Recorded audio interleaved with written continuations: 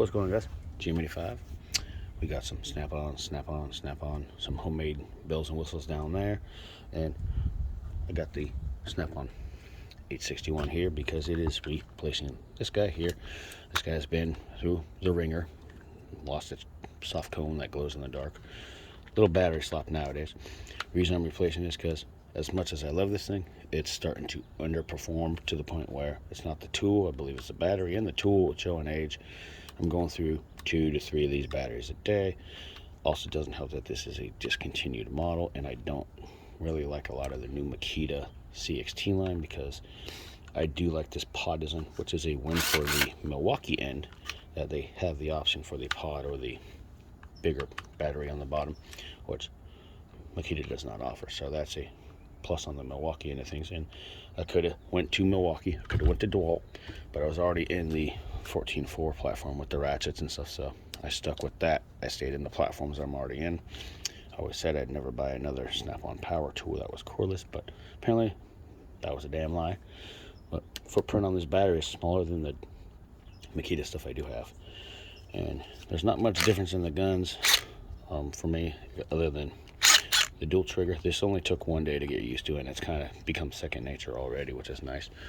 And there's not much difference in the overall size of the guns, really, other than the snap-on's a little longer and it's a little taller here physically. Definitely weighs more. This is a little light. This is definitely a lightweight gun, and the reason I like this is because it's so compact. I was able to fit this in many areas over the years. But if I had to buy this again, I would. And it's doing 80% of my work. It's keeping me from switching batteries on that old Makita or going to the half drives and stuff. This thing's actually doing some of the work that a half drive gun I have would do, and is doing it just fine. I also picked these up. These are the LN47 with the green handles. I just really didn't need these. I just wanted a more robust pair of needle noses, tri-joint and stuff. Now, I've said it before in the past, I was never a fan of the snap-on grips, but my hands are starting to get a little older and show their age a lot more recently. And I'm not a comfort grip guy, but this is a good happy medium for me, where it feels like the old Nip-X grips or the channel lock dips, but a little more robust, where it's a happy medium between comfort grip and not comfort grip. Haven't had a chance to use these a whole bunch, but I like them a lot so far. They do pull real well. Use this part quite a bit for turning some rounded stuff, and it worked really good. I was even able to shear some machine bolts with this part right here with no problems. So that's that on these. I just really wanted a more robust pair of pliers, and you know, patience is a virtue. I got mine in green, just took a little bit longer. Nothing special here. Snap-on swivel socket replaced from a coworker that broke my swivel socket. Don't know how he did it. All he was doing was using it with a torque wrench, which I do on a regular basis, and he broke the little ear right here in the pin somehow. So this is a replacement 3/8 1/2 inch for something that got lost. I'm pretty sure once I bring this to work, the old one will show up. This is not a full snap-on tool, but what it is a snap-on impact that I put on that gun on a regular, with nothing more than a cut down Allen key that I have at a mid-length, super glued into a socket.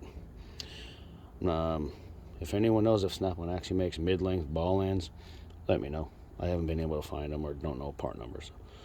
That's why I made this little homemade concoction. Surprisingly, super glue holds up for about 4 or 5 days before I got to redo this. Does it really well. Another thing's been getting a lot of use is this is a 12mm snap-on, and this is a Bondis. This comes out of their Pro Hold, which is that little guy there. And I've just been grabbing these little Bondis ones. I have plenty of these at a short length. I want that for this. I want something like that. The Pro Hold stuff is actually holding up. It's pretty good. It stays in place. It's starting to wobble now after about 2 weeks of use, but it still works really well. Back here we got a new charger because my old one sort of fell into a bucket of coolant. And then this is a homemade thread chase die that I just took a little file to mimic a thread chase die. Little baby triangle file. Boom, boom, boom, all my slots. So let's see if it will clean some of this stuff up real quick. On this little bolt here.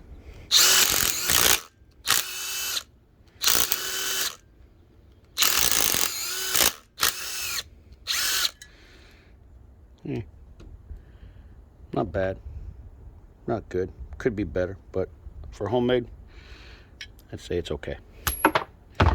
So then the last thing I got here, guys, is a little set screw. This is a stock one that would go into here, and you lock your wire in there. So we ran out. We have a bunch of these things laying around the shop, so what I did is this method here. I took a machine nut and a screw, cut the head off, and ran this together in a vise. Really hard to do, surprising, because it's so delicate and small. And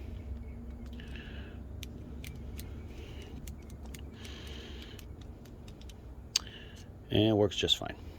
Little homemade trick if you guys need to make set screws for your banana ends.